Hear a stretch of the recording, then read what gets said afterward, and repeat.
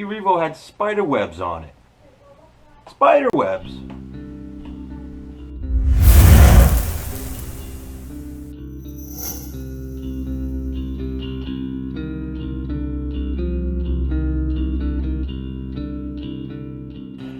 Alright guys, like I said, my E-Revo had spider webs on it. This is the first time I've ever seen spider webs on my E-Revo. This thing's been sitting that long, it had spider webs on it. Last time I was out, I was getting pretty antsy with it. I was getting pretty brave with it, and I decided to drive into a cemented pole at 35 miles an hour, full bore, and I hit it pretty hard. As you can see, I mean, we got some damage here, so we need to fix it. I want to get this thing out. I've been dying to drive it. It's just, like I said, it's just been sitting on the shelf. But so we're going to fix it. But before I do that, I'd like to do a quick shout out. This shout out goes to IROCK RC. He's doing some pretty awesome stuff over at his channel, guys. You really should go check him out. I mean, he's doing a great job over there. He's got some really nice things to say. He's very positive about everything. He does great videos, great giveaways. Seems like a really cool guy. You know, he's helped me out, and thanks. I really appreciate it, bro. So if you guys haven't seen him, you really need to go check out his channel. So I'll put a link to his channel in the description below. Definitely go check him out. Subscribe if you're not subscribed, and you won't regret it. Great channel, guys. I do owe some other people some shout outs, but that's in another video. But this one, I need to fix my E-Revo. So, like I said, I hit a pole.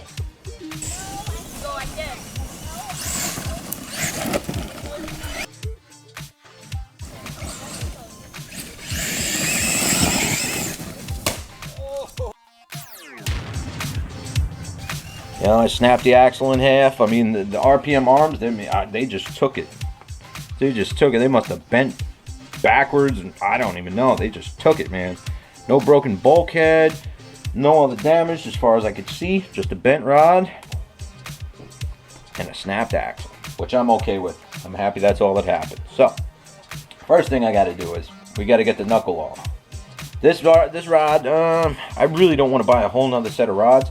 So I'm actually going to try and see if I can straighten that out. And if not, I'm just going to have to throw one of the old rods back on it. I hate to do it, but I mean, I got to get the car going. So I'm going to pop this rod off and survey the damage. Let me make sure nothing else. Yeah, everything looks good. So I'm going to pop this off real quick and see how bad it actually is.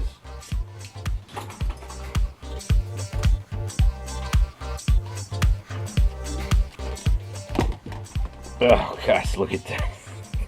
I guess we see who took the brunt of the hit, huh? Jeez, look at that. Phew. I might have to actually take this to work and put it in a vise and see if I can do something. I didn't realize it was that bad. It didn't look that bad on the car, so. Alright, so that's that. I gotta pop these axles out of here. This should be pretty easy though. Yeah, look at that. Snapped it right in half. I run some of the axles in my E-Revo. You know, the stock ones, I must have broke probably a dozen of them. I just kept replacing them with the same stock axle that wasn't working. So, I actually tried the steel CVDs from Traxxas. I put those in. Literally, the first run, the things broke. I snapped one of the CV, not the CVD end, but the like the dog bone end. Snapped right off. Sheared the pin right off, just spun, flew out of the car, and I was like, what the hey-hoo, they're brand new, why'd that happen, you know? So I called Traxxas. They said there's nothing we could do about it, you know, you're pretty much SOL, you know? So I did some more research, checking around, and turns out those steel CVDs that Traxxas offers, you cannot run the long travel suspension in this car with those CVDs, which I was not okay with, because I live in New England, and some of the places I go have a lot of terrain. I like the long travel. I like how the car handles with the long travel. I'm not going back to the standard 90mm rockers. It's not going to happen. So, like I said, I did a little more research. Again, here we go with the research. Jeez. But I did a little more research, and I actually found out that the Summit axles will work in the E-Revo. Now, the only problem with the Summit axles is they're different sizes because the Summit actually has a locking front and rear differential, so the differential housing is wider, so one side is actually longer than the other. So all you have to do pretty much is you have to buy 2 sets of axles. But I was okay with it because I was really sick of replacing axles in this car. I mean, it was like every time I went out, I broke an axle. But like I said, I put the Summit axles in. I got all the correct sizes. I had to make no modifications whatsoever. Put them in, and they've been great ever since. I probably got 10 packs through these. They have not caused me any issues. This, I cannot blame the axles for this. That was entirely my fault. I mean, it's just that pole just jumped out of nowhere. You guys know how it is. So we're gonna pop this off, and I got some replacement axles I got to put in it, and let's get to it.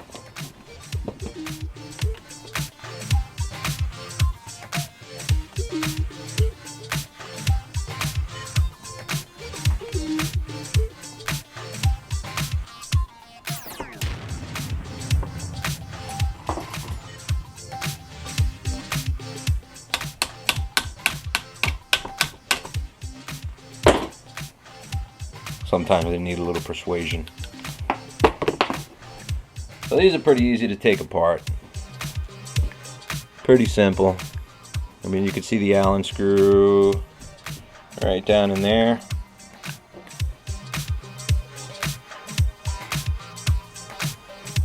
Go ahead, I believe this is 1.5 millimeter. Pull that screw out right there. Don't lose it like I almost just did.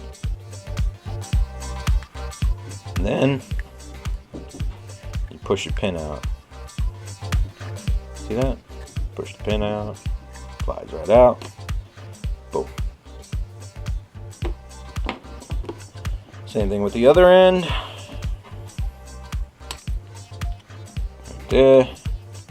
Pull your grub screw out. Don't lose it. Throw your axle on the floor. Push your pin out. Good to go. Very simple. Go back together. Center that bad boy there. You see the hole right there at the bottom. Put that in. Get your pin. Slide it through. There we go. Make sure it's centered. Now, the grub screw, we're going to put a little bit of Loctite on. We don't need that bad boy coming out.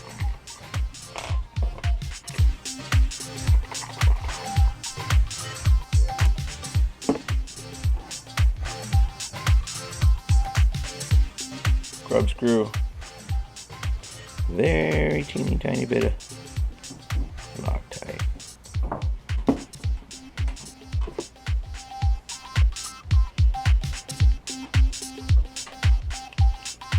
Snug that down. Just give it a good snug. You don't gotta go crazy. Make sure it moves. Awesome. Now the other end. It's ready to rock and roll.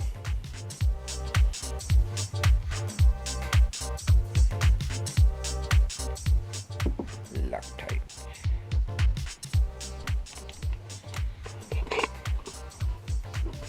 There we go.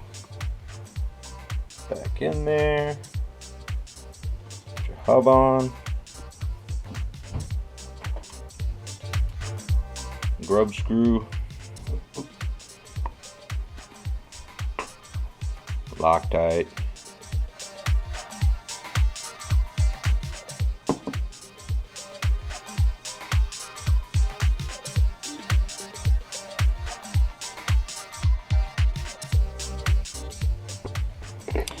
Alright guys, so there we go. All back together. Straight.